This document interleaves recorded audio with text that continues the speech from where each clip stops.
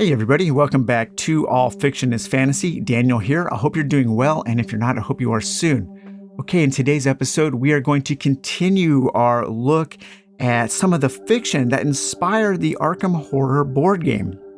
And today we are going to take a quick look at Nyarlathotep, as well as two stories written by Robert Bloch. So Nyarlathotep is sometimes called the Crawling Chaos, the Black Pharaoh, or the Haunter in the Dark. He is an outer god often associated with ancient Egypt. He seems to be the outer god that takes the most interest in manipulating, messing with, and toying with humanity. He does more than just simply acknowledge our existence, which is something a lot of the outer gods actually never do. He interacts with us. He can sometimes be depicted as this kind of like cosmic kid with the earth as his ant farm, and he's holding a magnifying glass.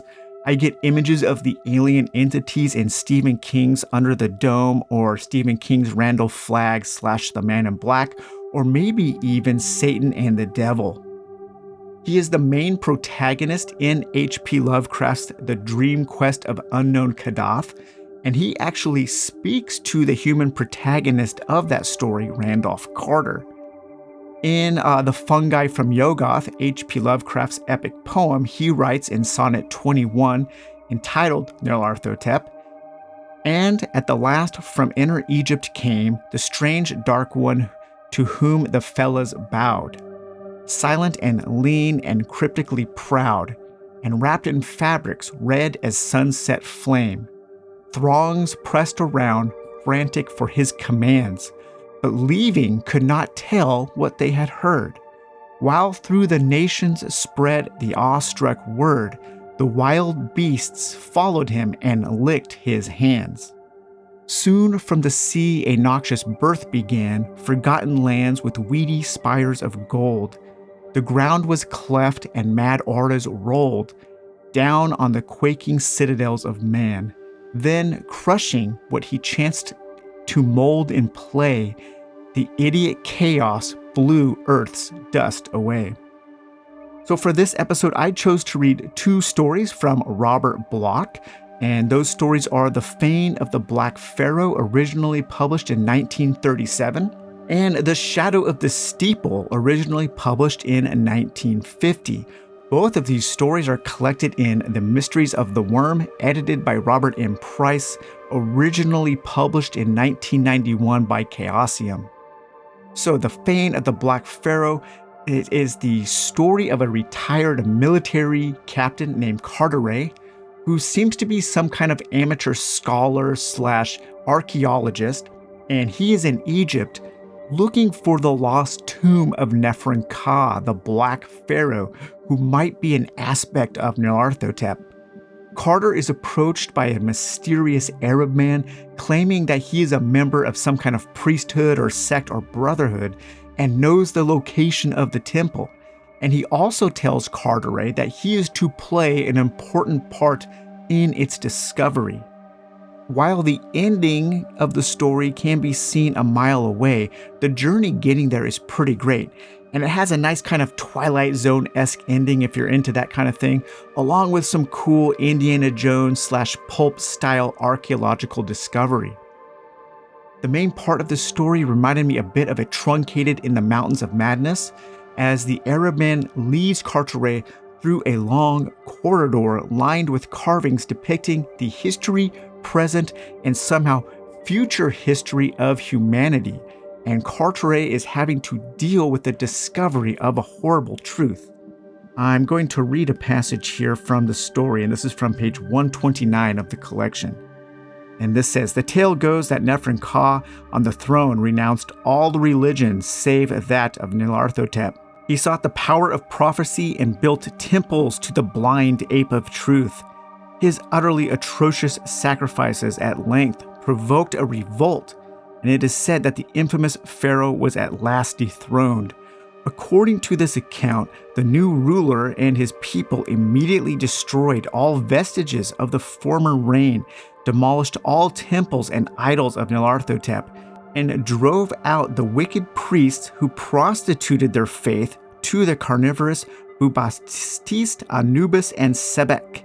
The Book of the Dead was then amended so that all references to the pharaoh Nefer-Ka and his accursed cults were deleted. Okay, the second story we're going to take a brief look at today is The Shadow from the Steeple. So The Shadow from the Steeple is pretty great. This is actually the third part in a series of stories that began with Robert Bloch's The Shambler from the Stars and was then followed by H.P. Lovecraft's The Haunter of the Dark. In this series of stories, H.P. Lovecraft and Bloch depict each other, themselves, and other weird fiction writers getting caught up in the real-life ramifications of their weird tales and discoveries. The protagonist of The Shadow is Edmund Fisk, who might be a depiction of Fritz Leiber. Fisk is an old friend of Robert Blake, and Robert Blake was H.P. Lovecraft's depiction of Robert Bloch. In The Shambler, Bloch kills off H.P. Lovecraft, and in The Haunter, H.P. Lovecraft kills off the Robert Bloch character. There's this really kind of just playful back and forth in these stories that I really do love. Now, in The Shambler, the Fritz Leiber character, Fisk, is investigating the death of his author friend and along the way falls victim to Nyarlathotep in a human disguise. A great deal of time passes in this short story, making it feel much more epic. There's a lot of mythos talk in this one, as all manner of legendary tomes like the Necronomicon and De Vermin Mysterious, the mysteries of the worm, are discussed. The mysteries of the worm was Robert Bloch's addition to the occult manuscripts found in the mythos. Also discussed are the Sect of the Starry Wisdom, one of Nyarlathotep's most powerful cults.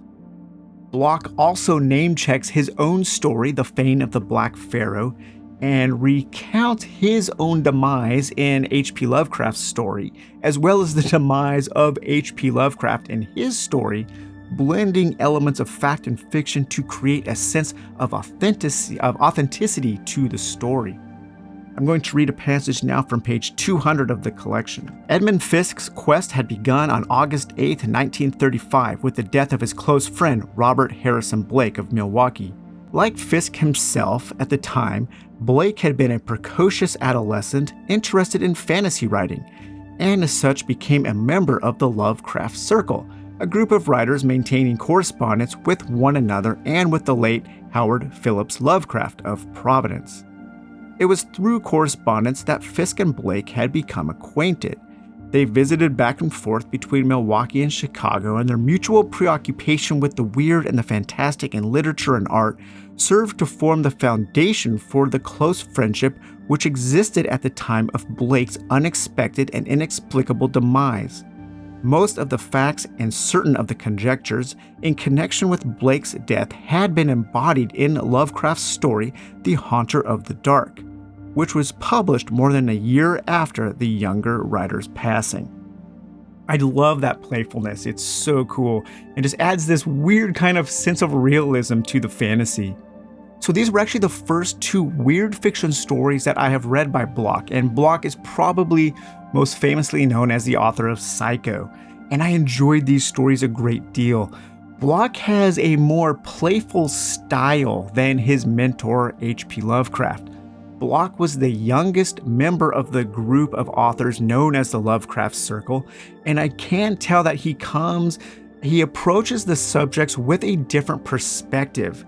I sat down to read only these two stories in the Mysteries of the Worm, but I ended up reading almost the entire collection and liked most of what I had read. I think Bloch is a good fit for Nyarlathotep mythos fiction because of his playfulness. He can depict the sinister meddling and macabre interest that Nyarlathotep has for humanity in chilling ways. So alright you guys, I hope you enjoyed this episode of All Fiction is Fantasy, and we will talk to you later. Bye bye.